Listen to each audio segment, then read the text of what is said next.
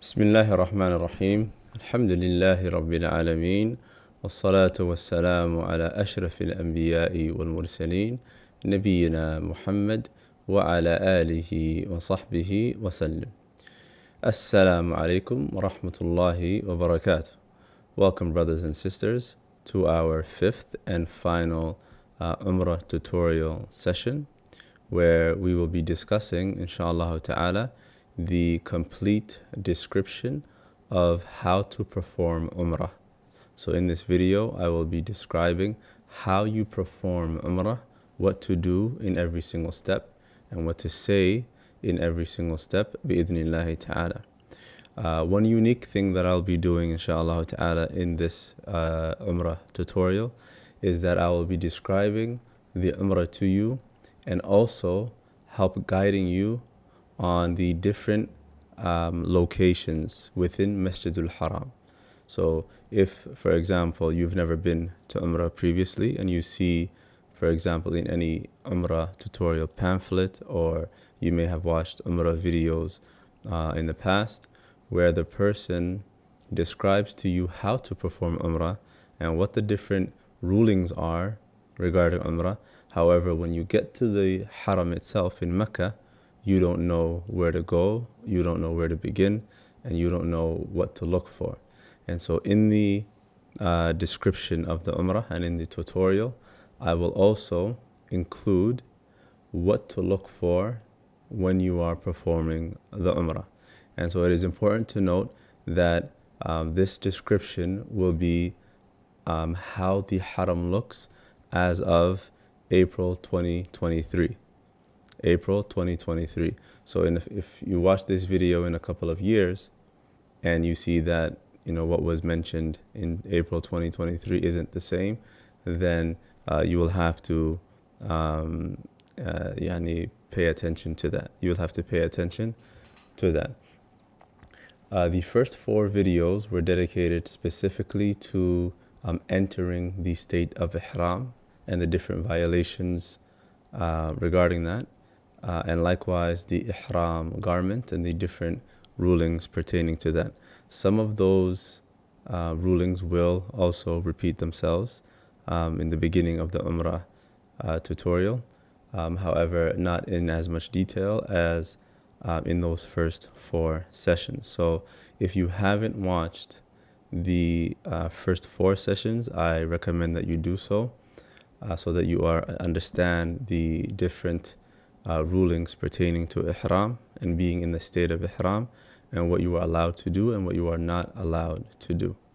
And then afterwards you watch this video, inshallah ta'ala, and you'll be able to understand how exactly to perform Umrah.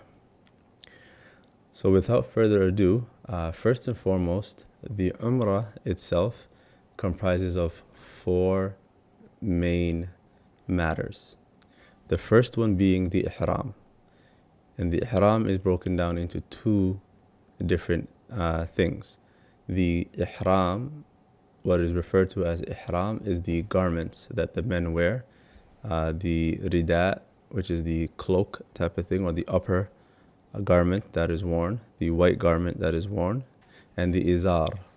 The Izar, which is the bottom portion that is worn. So those 2 garments are worn by men when performing Umrah. So that is referred to as Ihram. The garments, the specific garments that are worn by men when performing Umrah. Ihram is also known as the state one enters into when performing Umrah. And so how do you enter into Ihram, and where do you enter into Ihram? The specific place where you would enter into Ihram is known as the Miqat. And traditionally, there are 5 different places surrounding Mecca, depending on the direction that you are coming from, that has been reported in the hadith of Ibn Abbas radiyallahu anhu, that the Prophet sallallahu alaihi wasallam mentioned the names of the different miqats. So for example, Dhul Hulayfa, the first miqat being Dhul Hulayfa, is for the people coming from Al-Medina. So the people who are coming to Mecca to perform Umrah or Hajj, and they are going to pass by the miqat that are coming from Medina and heading to Mecca, they would pass by the miqat, which is just outside of Medina on the way to Mecca, and it is called Dhul Hulayfa. So Dhul Hulayfa is the miqat of the people of Medina. The second miqat is Al-Juhfa. Al-Juhfa. And Al-Juhfa is the miqat for Ahl al-Sham, the people of Sham, which is Jordan and Syria and Lebanon and Palestine. Likewise, Northern Africa, those coming from Northern Africa, likewise would pass by Al-Juhfa. The third miqat is Qarn al-Manazil. Qarn al-Manazil. And Qarn al-Manazil is the miqat of the people of Najd. The miqat of the people of Najd. Today it's known as Tariq al-Sayl al-Kabir, or the miqat of Ta'if, or the miqat of Ta'if. So those coming from Najd, which is Al-Qasim and Riyadh and in that direction, then they would pass by Al-Ta'if to go into the state of Ihram. The fourth miqat is That Irq. And this is the miqat of the people of Iraq and Iran, which is north of Saudi Arabia. And the fifth and final miqat is the miqat called Yalamlam. And Yalamlam is the miqat of Ahlul Yemen, those coming from the southern direction, coming towards Mecca. And likewise, throughout history, those coming from India and that region, coming from the by sea, if they were traveling by sea through the Red Sea, coming to Mecca, then they would also pass by Yalamlam. So now, from the means of transportation, when people now come for Umrah, they usually come by flight. And they do not drive, or they do not, come to Umrah or Hajj as they did in the past. So how then does one enter into Ihram in that situation? We'll discuss that when describing the actual Umrah in detail, bi'idhnillahi ta'ala, from when you leave your home in your home country, inshallah ta'ala. So the Ihram, as we mentioned, is either the garment worn for Umrah or Hajj, and also the entering into the state of Ihram, or entering into the state where you're going to be now performing Umrah or Hajj. So this is the intent of entering into the rites of Umrah or Hajj, and likewise to dress for it.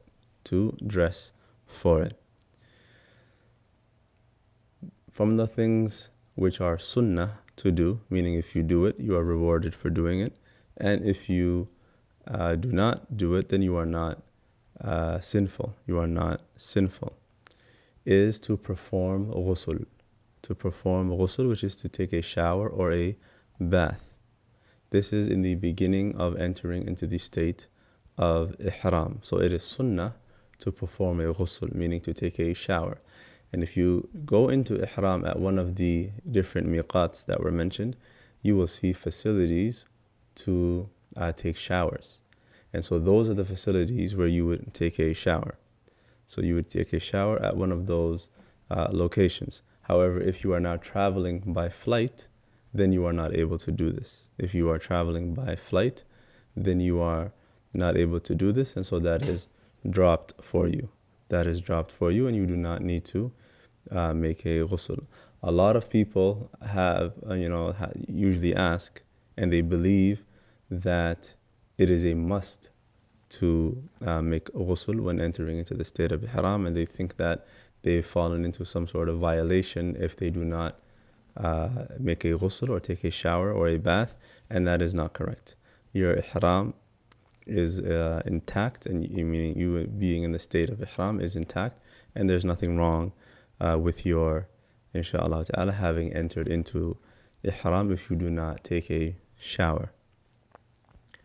After taking a shower, then you, for the men, specifically for the men, then you put, and it's also sunnah, so it is not a must that you do it, but it is sunnah. You are rewarded for doing it, and you would be following the sunnah of the Prophet sallallahu alaihi wasallam, and that is to put some sort of fragrance or a scent, a cologne or perfume, or an oil such as oud, that you would put it on your body and not on the garment itself.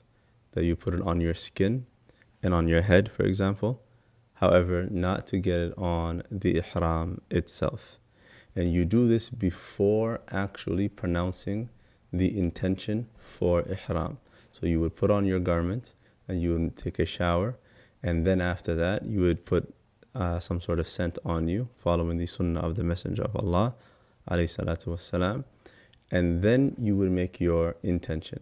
Because if you make your intention first and then put on the cologne, then you have now fallen into one of the violations of the ihram, which we discussed in the first 4 sessions. And so you have to make sure that you put on any cologne or any oils that you want to put on, scented oils such as oud and the like, and musk or whatever the case is, that you must do it before you actually enter into the state of ihram by pronouncing the niyyah.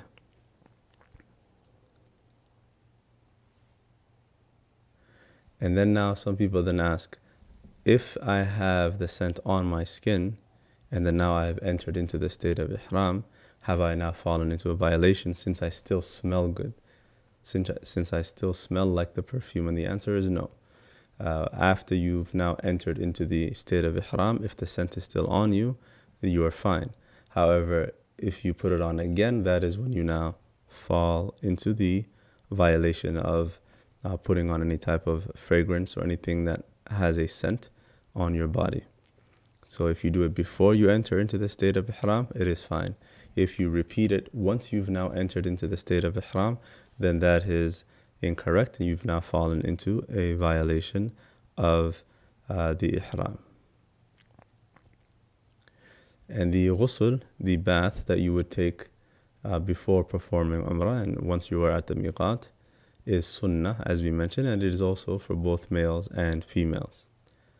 Likewise, for the women who are going to be performing Umrah or Hajj, they should be entering into the state of ihram even while they are in the state of menses. Even while they are in the state of menses, they enter into ihram. And likewise, if they are dealing with postpartum bleeding, likewise, they enter into the state of ihram, and the bath is sunnah likewise for them. The bath is likewise sunnah for them.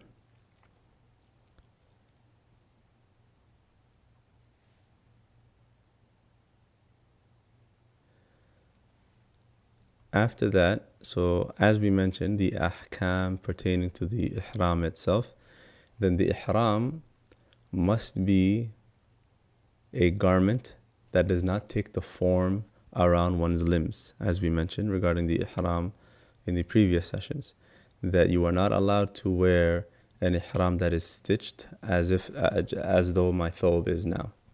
The same way as you see the thobe is stitched all around, takes the form of the body, the ihram cannot be like that.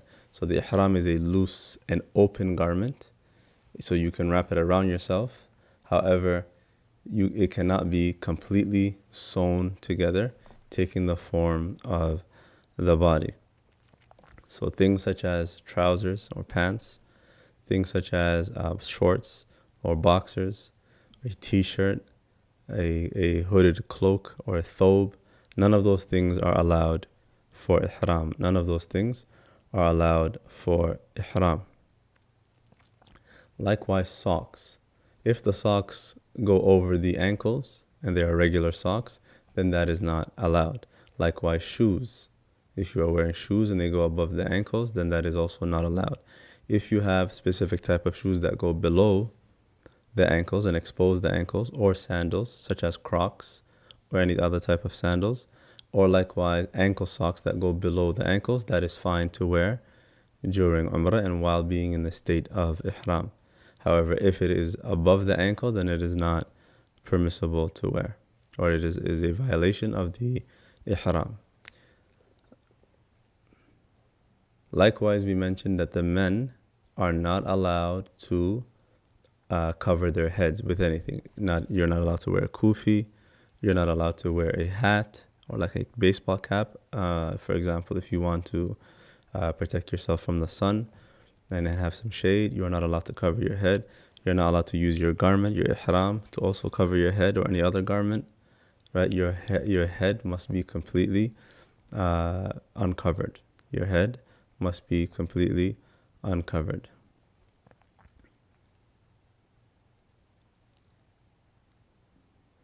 Likewise, another mas'ala. Is it allowed for a man to put on the ihram? Is it allowed for a man to put on the ihram? Is it allowed for the man to put on the ihram before entering into the state of ihram? Before entering into the state of ihram? And the answer is yes. That you put on the ihram before the miqat, such as if you are traveling, for example, let's say from America or Canada, and you have more than one transit, you should carry your ihram with you in your carry-on and not make the mistake of putting it in your luggage. If you do that, then you will end up not having your ihram when you are going over the miqat, because you will be going over the miqat on the plane, depending on the direction you are coming from. You'll pass over one of the miqats, and they will mention on the pilot or the flight attendants, they will mention when you are passing over the miqat. So you should already be in your ihram. You should already be wearing your ihram when that is about to happen. When that is about to happen. And so how would you then wear it? I would recommend, and this is just an advice based on experience, that it is much easier if you simply change into your ihram before boarding your last flight, where you will be passing over that miqat. So if you carry your ihram with you, let's say from America or from Canada or from Europe, and then your last transit is, for example, Doha, Qatar, or Dubai, for example, or Istanbul, and your next where you'll get off is you're basically going to Jeddah. So that means you will be passing over the miqat at that point. If that is the case, then instead of taking your ihram with you onto the plane, what I would recommend is that you wear it at the airport itself. It's less hassle. You won't have to rush, while you're on the flight. Once they make that announcement, rush to the bathroom. A lot of people actually make the decision of changing on the plane, so there may be a long lineup on the plane. So what I would recommend is that you wear the ihram at the actual airport before flying to Jeddah. Before flying to Jeddah. As for the woman, what does the woman wear? Then the woman is allowed to wear whatever she wants. She does not have a specific garment like the men do. So the men have to wear ihram. Women are allowed to wear whatever they want as long as it fulfills the conditions of the correct hijab. And so all of herself must be covered. She should not be wearing any transparent clothing. She should not be wearing any tight-fitted clothing. Her feet must be also covered. Her feet must also be covered. However, in the state of ihram, if she is a woman who wears the veil, the face veil, the niqab, then she must remove it when entering into the state of ihram, and she is not allowed to cover her face while in the state of Ihram with the niqab tied as she normally does. However, if she takes a garment or her part of her jilbab or any other, or even the niqab itself, but just covers her face with it without tying it, then that is also permissible. That is also permissible.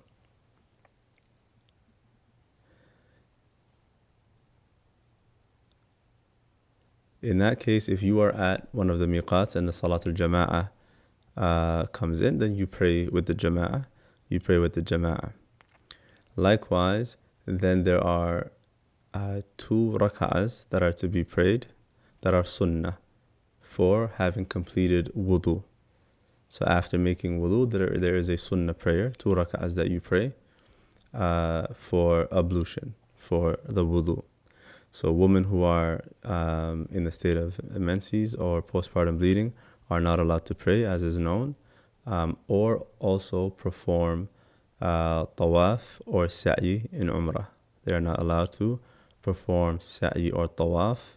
Tawaf meaning the 7 turns around the Kaaba, and likewise the sa'i, which is the walking between Safa and Marwah.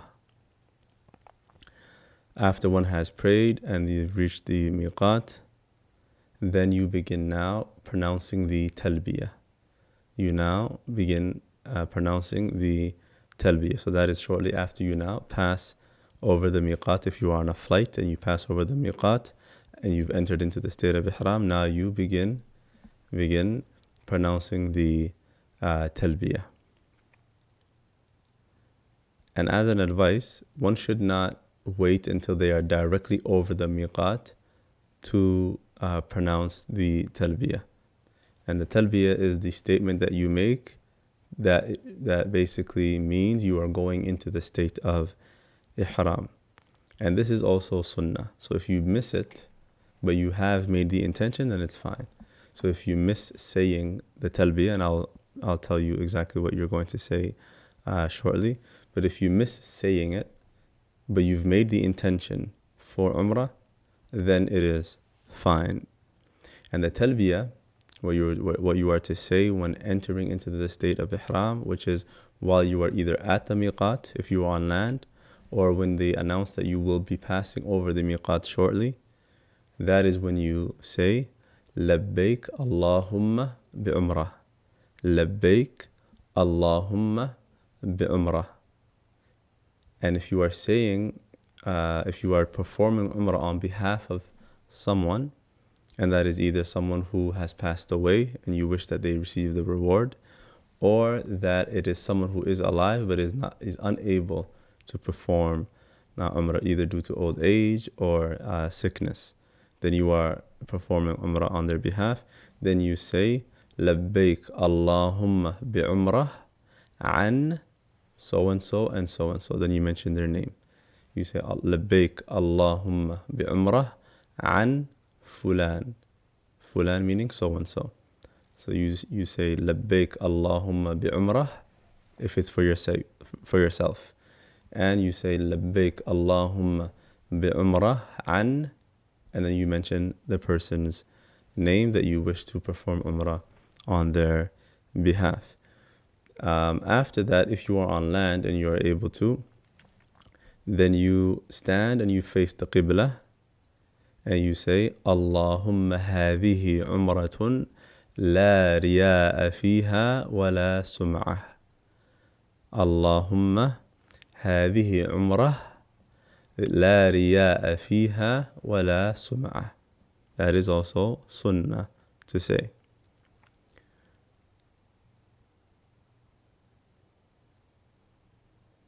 After that, now you've entered into the state of Ihram.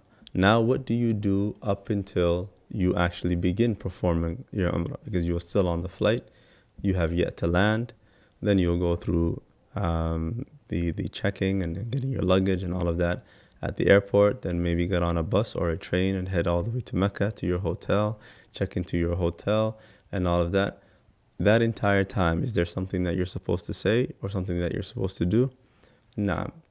This is now when you, from the time you enter into Ihram up until you reach the Kaaba and are about to begin Tawaf, then you say, and this is continuous, and for the men, they say it out loud, and by out loud, not screaming out loud, but you just say it in a raised voice, and for the woman, they say it under their breath. You say, لبيك اللهم لبيك لبيك لا شريك لك لبيك إن الحمد والنعمة لك والملك لا شريك لك. This is what you say. You repeat it up until you are about to perform your Umrah.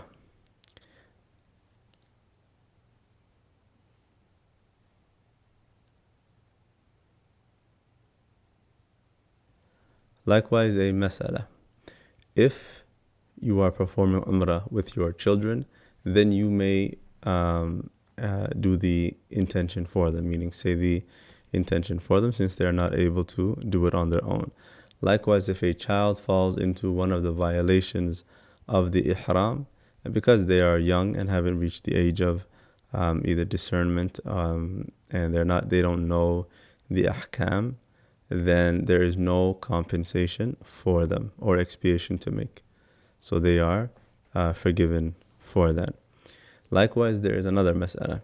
For those who, for whatever reason, fear that they will not be able to complete their Umrah, because once you've entered into the state of Ihram, the only way you can exit the state of Ihram is by finishing your Umrah and shaving your hair or shortening your hair.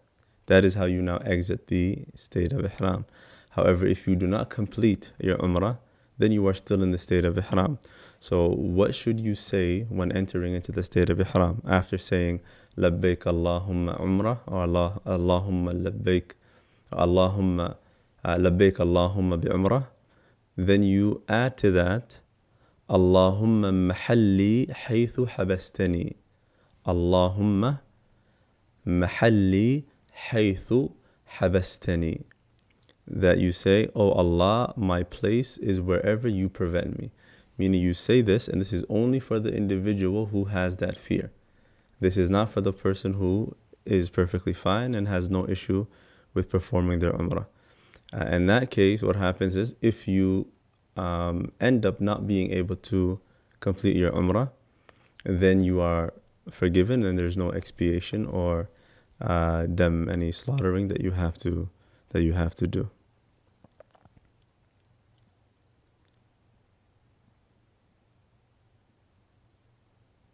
And likewise, the recitation of the Talbiyah. This is something that should be done, as we mentioned, starting from when you go into Ihram up until when you are about to begin your Tawaf and begin your Umrah. So you shouldn't waste time socializing and being on your phone and joking around. Rather, you should take that time to continuously repeat the Talbiyah. Now you've now reached your hotel, so you've landed at the airport, taken your luggage while you are in the state of Ihram. You reach Mecca, check into your hotel, and now whether you're with a group or you're on your own, you are going to now begin performing Umrah. You are now going to begin performing Umrah.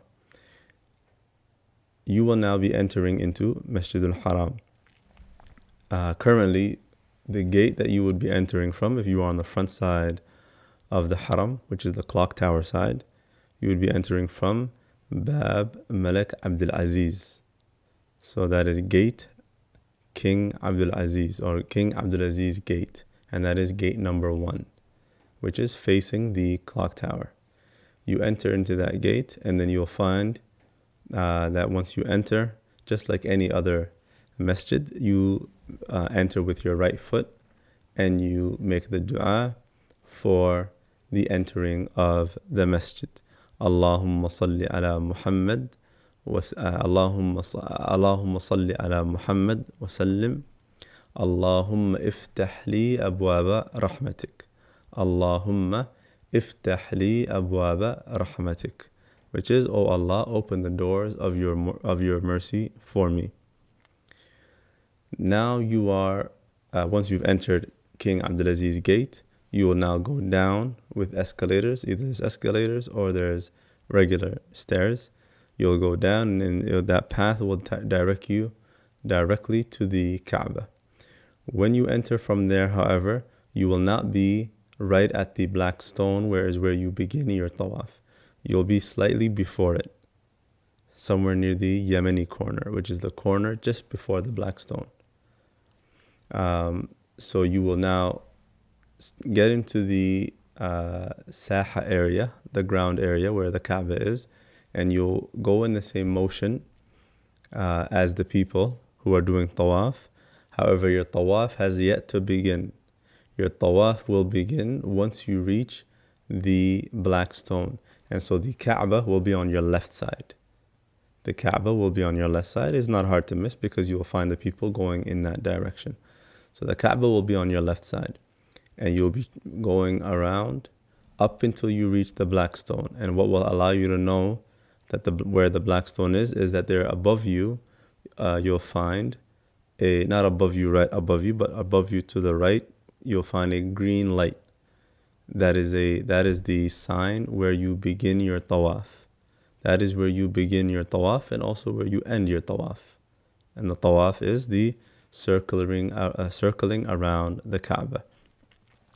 So once you reach now that black stone, you are now beginning the first circuit around the Kaaba. You are now going to begin the first circuit around the Kaaba. At this point, there is no specific intention that you mention. You don't say nawaitu at-tawafa, etc., etc. Some people do. That is an innovation and has no basis. From the sunnah of the Prophet sallallahu alaihi wasallam is that he would turn towards the Kaaba, raising his right hand, and he would say, Bismillah, Allahu Akbar. That is it, one time. That he would say, Bismillah, Allahu Akbar. This would be the beginning of the first circuit around the Kaaba. When you are beginning, as a man, when you are beginning your tawaf, it is from the sunnah during the tawaf to uncover your right shoulder when you are wearing the ihram. So what you do is you open the ihram, the top portion of it, and you take the part of the garment, the ihram that you have in your right hand, you put it under your armpit. You put it under your armpit, and then you put it under your arm. So now your right shoulder is exposed. And what you do in that case is you use the rest of it to put it over your shoulder. So the part that you now have under your armpit, you take and you put it over your left shoulder. And so that way now the right shoulder is exposed, and that is sunnah for the tawaf. That is sunnah for the tawaf. Once you are done the tawaf, then you put the garment around both of your shoulders once again. You put it over your shoulders once again. Likewise, if you are performing Umrah in a time where it is busy, it is not recommended to try and fight to go to the black stone and kiss it or touch it. Rather, if it is feasible for you in a time where it is less crowded, then you should try to do it if you can. However, if it is not possible, then it is better that you simply indicate towards it at a distance, from a distance.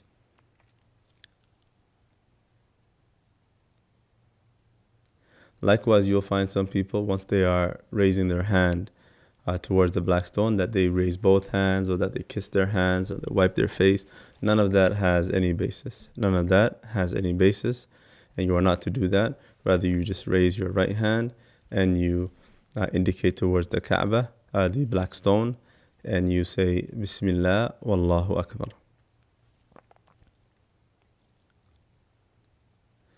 Then what do you say when you are going around the Kaaba?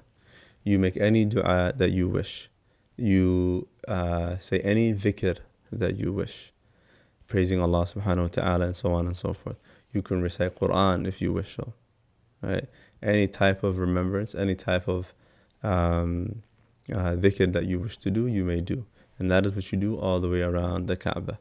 Once you reach the Yemeni corner, which is the corner just before the black stone, just before you reach the black stone for a second time, is that there is a specific dua that you say. There is a specific dua that you say, and that is رَبَّنَا آتِنَا فِي الدُّنْيَا حَسَنَةً وَفِي الْآخِرَةِ حَسَنَةً وَقِنَا عَذَابَ النَّارِ. And you don't say it once, you don't say it 3 times, rather you say it continuously up until you now reach the black stone again, where you say Allahu Akbar. You face the Kaaba once again, face the black stone, raise your hand, and you say Allahu Akbar. You say رَبَّنَا آتِنَا فِي الدُّنْيَا حَسَنَةً وَفِي الْآخِرَةِ حَسَنَةً وَقِنَا عَذَابَ النَّارِ while you are doing your tawaf between the Yemeni corner and the black stone. You say it continuously the entire time. Some people understand that you say it once. Rather, you say it the entire time, and it is sunnah to do so. It is sunnah to do so.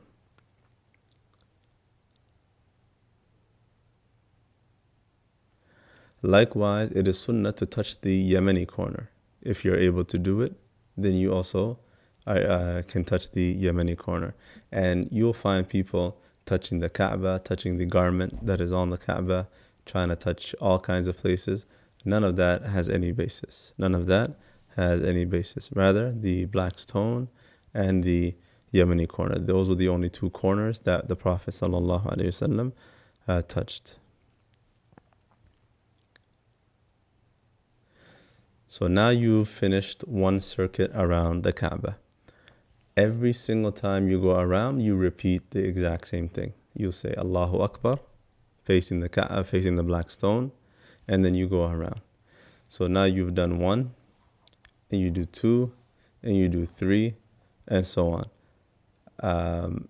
Afterwards, once you are done and you're on the 7th circuit, once you've completed 7, you do not indicate and say Allahu Akbar for the 7th one. Rather, you have now completed your tawaf. You have now completed your tawaf.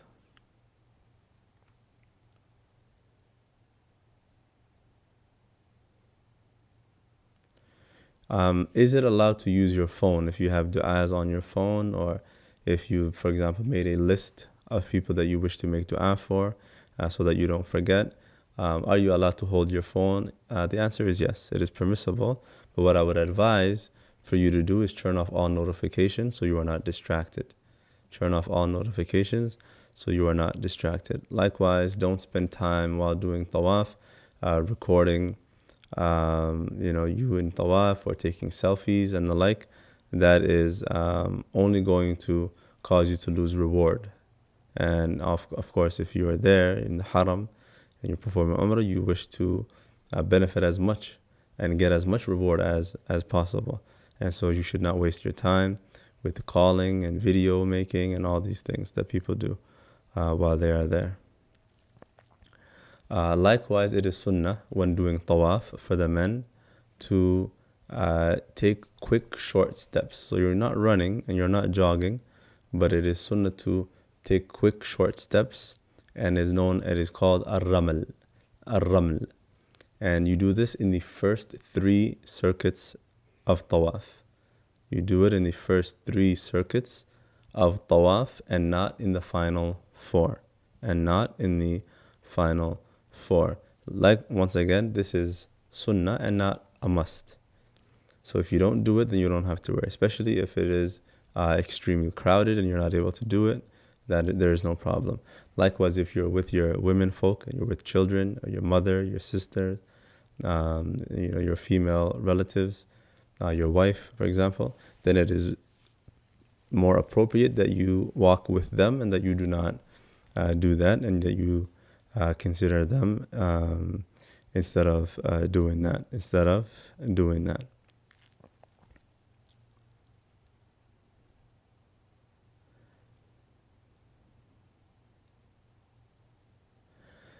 So now you're Tawaf is complete. Another thing that is important to know is that it is a condition to perform Tawaf that you have wudu, that you be in a state of wudu. So if you're going to begin your Umrah and you're in your hotel room, make sure you make wudu before you go perform your Umrah, because the Tawaf, it has the ruling of Salah when it comes to the ablution. So you must have wudu when performing Tawaf. After you finished your Tawaf, then you will see the Maqam Ibrahim. The Maqam Ibrahim, which is that golden and glass type of thing that is just to the side of the black stone. As soon as you pass the black stone, you'll see a golden or a brass type of small little tower type of thing that's maybe 7 feet or 8 feet tall. That is the Maqam Ibrahim. It is sunnah then to go anywhere behind that area, and you'll see some areas that are designated in the Haram specifically. Once you've now completed your Tawaf, you'll start walking towards the right. That area is behind the Maqam Ibrahim, and you'll pray 2 rak'ahs there. You'll pray 2 rak'ahs there. And it is sunnah to recite قُلْ يَا أَيُّهَا الْكَافِرُونَ and Surah Al-Ikhlas. That in the first rak'ah, you read Surah Al-Kafirun, and in the second rak'ah, you read Surah Al-Ikhlas, قُلْ هُوَ اللَّهُ أَحَدٌ. And in the first rak'ah, as we mentioned, قُلْ يَا أَيُّهَا الْكَافِرُونَ, قُلْ يَا أَيُّهَا الْكَافِرُونَ. So that is sunnah. That is sunnah.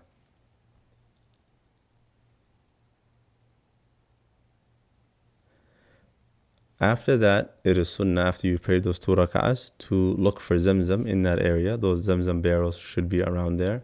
And you take some Zamzam and you face the Kaaba and you make a dua and you drink, so long as you are not fasting. You drink some Zamzam and you pour it on your head. And you pour it on your head. That is also from the sunnah. After that, then from the sunnah is that you go back to the Kaaba and try to touch the black stone. However, if you are not able to, then you move on to the next step, which is the sa'i. The sa'i. And the sa'i is the walking between Safa and Marwah. The walking between Safa and Al-Marwah. Now, after you've done that and now you're walking towards Safa and Al-Marwah, you'll see signs above you that will say to mas'a. Mas'a is also another form of the word sa'i, which is the walking between or the going between Safa and Al-Marwah. And so as you are walking towards there, then you, before that, after you've done your Tawaf and you are now going behind Maqam Ibrahim in order to pray those 2 rak'ahs, then there is something that you do say as you are heading there. There's something that you do say as you are heading there, which is also sunnah. So as you are walking behind the Maqam Ibrahim to pray those 2 rak'ahs, you say, وَاتَّخِذُوا مِن مَقَامِ إِبْرَاهِيمَ مُصَلَّى. وَاتَّخِذُوا مِن مَقَامِ إِبْرَاهِيمَ مُصَلَّى. You say that as you are going to go pray those 2 rak'ahs. And then you do the Zamzam. You try to go touch the stone if you can. If you're not able to, then you go now, walk towards Mount Safa. And as you are walking there and you are about to reach Mount Safa, then you say, إِنَّ الصَّفَا وَالْمَرْوَةَ مِنْ شَعَائِرِ اللَّهِ فَمَنْ حَجَّ الْبَيْتَ أَوْ اعْتَمَرَ فَلَا جُنَاحَ عَلَيْهِ أَنْ يَطَّوَّفَ بِهِمَا وَمَنْ تَطَوَّعَ خَيْرًا فَإِنَّ اللَّهَ شَاكِرٌ عَلِيمٌ نَبْدَأُ بِمَا بَدَأَ اللَّهُ بِهِ. You say this just as you are approaching Mount Safa. And if you haven't memorized it, then it is okay for you to have it either in a small booklet or on your phone, and you can read directly from there. So you will begin your sa'i, the walking between Safa and Marwa, at Safa. You will stand on Mount Safa and you will face the direction of the Kaaba. You will face the direction of the Kaaba. Now it is sunnah to say this specific dhikr 3 times while on Mount Safa and likewise on Mount Arafah. At each time that you go between them and you stand on each mountain, you will say this specific dhikr 3 times. So the way to do it is that you say the dhikr and then you make your own dua for as long as you wish. And then you mention the dhikr again for a second time. And then you make dua again for as long as you wish. And then you make the dua again a third time, or you mention afwan the dhikr a third time. And then you do not make dua after that, you continue going. So the specific dhikr, which is sunnah to say, is Allahu Akbar, Allahu Akbar, Allahu Akbar.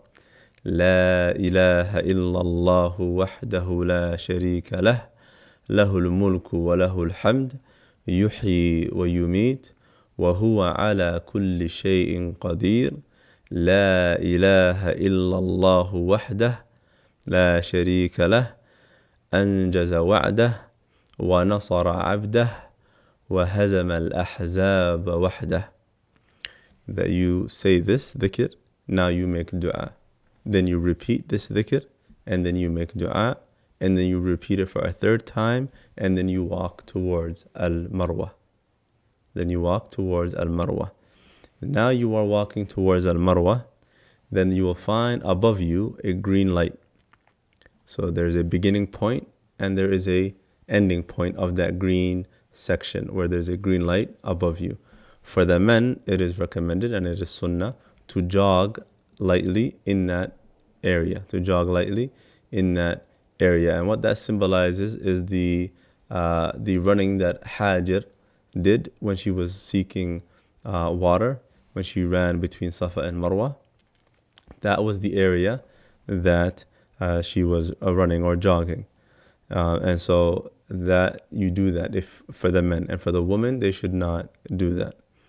If, however, likewise, you are with family members who are elderly, or your women folk or children, then it is not recommended that you do that. Rather, it is better that you stay with your families, especially in times where it is extremely crowded, such as Hajj and Ramadan.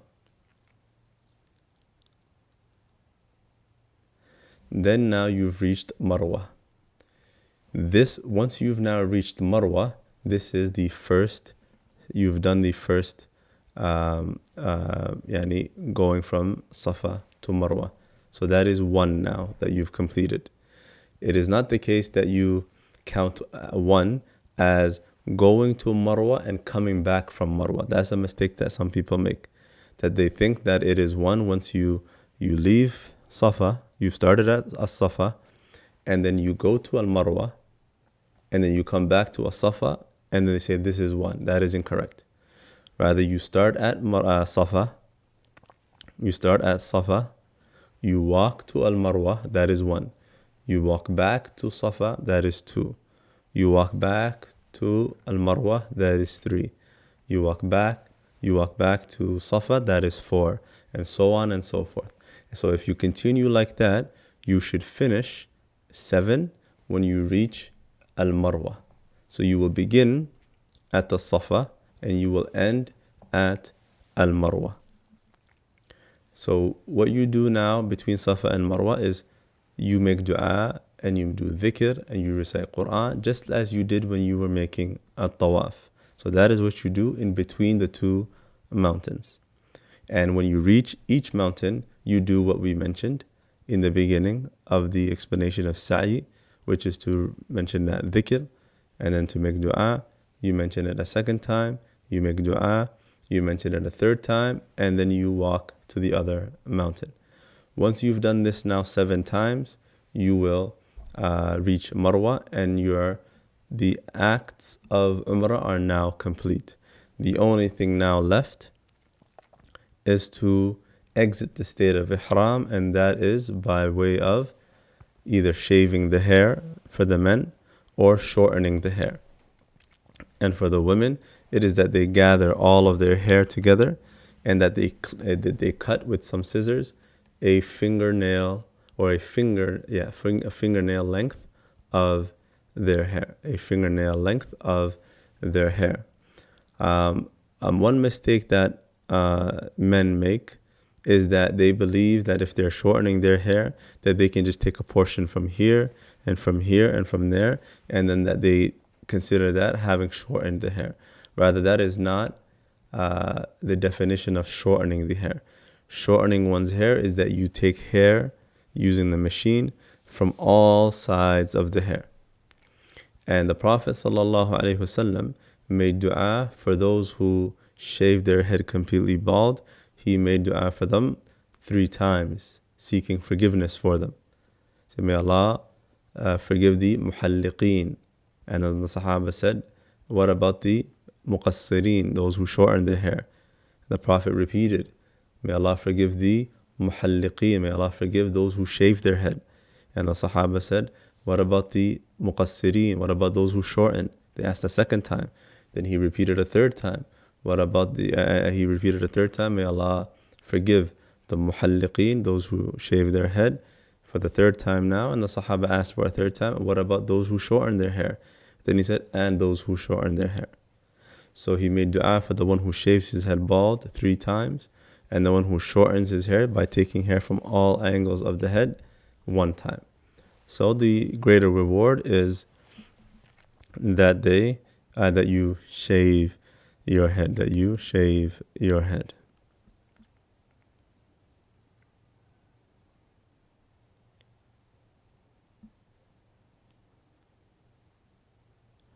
Now, when you are doing the tawaf, you'll see that there is more than one level to do the tawaf. The lower level is usually the most crowded. However, it is where you will actually be going up. It is regular marble floor. However, there will be a section once you are approaching Marwa and Safa where you'll see that the ground is going higher, which is you going on Mount either Marwa or Safa. If you prefer to walk a bit longer, however, you have less crowd, then you go to the floors above. And now, which is new for a couple of years now, there's even a higher level where there are those who, if they're not able to walk, it is too difficult for them, then there are like carts, sort of carts that they've made where you are driven. You pay a specific fee right there where the sa'i is, and you will be driven between Mount Safa and Marwa by employees from the Haram itself.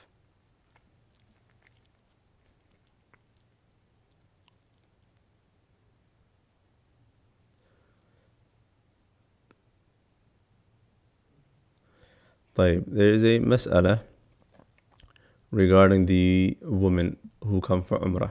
So at times, not under the control of a woman, is that she may come for Umrah and she comes with a group who have a specific schedule, and now her menses begins.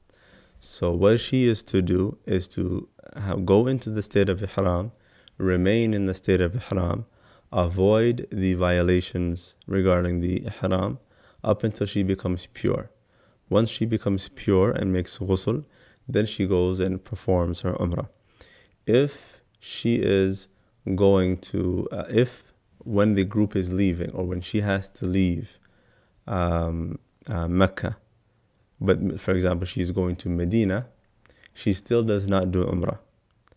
She waits to exit her state of menses, even while in Medina. Then it is upon her mahram then to bring her back to Mecca to perform the Umrah.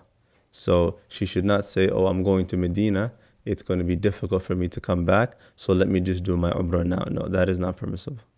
Rather, if she still is going to be in the Kingdom of Saudi Arabia, and she is going to Medina, for example, with the group, and in a day or 2 or 3, while she's in Medina, she now becomes pure and her menses has ceased, then her mahram should bring her back to Mecca to perform Umrah. If she is leaving now or let's say she began in Medina and then her menses started when she reached Mecca, and so she will not now be able to perform Umrah because of her menses. Then what she's supposed to do, and this is the fatwa of Ibn Baz rahimahullah ta'ala and others, is that she waits until the latest time possible before departing to do her Umrah, and then she's able to do it in that state that she is in. She's able to do it in that state that she is in, but she is to leave it up until the last moment before leaving. She is able to do it as long as she leaves it until the last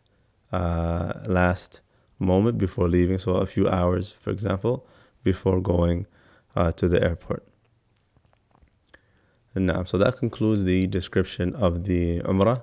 I hope brothers and sisters found this Umrah tutorial useful. Inshallah ta'ala, if you have any questions, then just ask in the comment section if you require any clarification on anything that I have mentioned, or may have any questions that was not mentioned here. I may have missed something. Then inshallah ta'ala, I'll try my best to respond in the comments section bi'idhnillahi ta'ala. So that concludes our Umrah tutorial session. We completed it in 5 sections. Walillahi alhamd. And I ask Allah subhanahu wa ta'ala to accept all of your Umrahs now and in the future. And bi'idhnillahi ta'ala, accept your du'as while you are there. We conclude by saying Subhanakallahumma wa bihamdik ashhadu an la ilaha illa ant astaghfiruka wa atubu ilayk. Wassalamu alaikum wa rahmatullahi wa barakatuh.